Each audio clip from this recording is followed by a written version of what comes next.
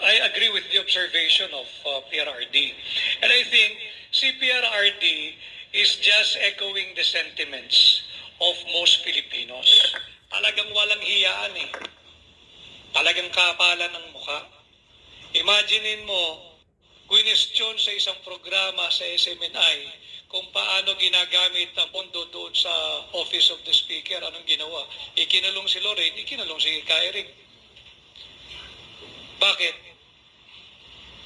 Kayo ba'y santo? Ay hindi pwedeng tanungin.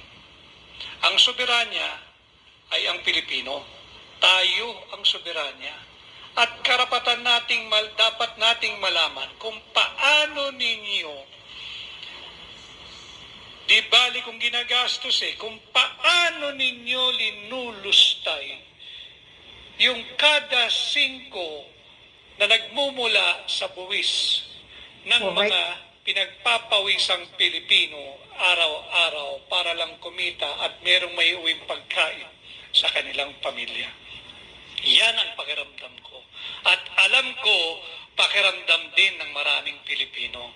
Saan kayo kumukuha ng kapal na muka at kapal ng apog?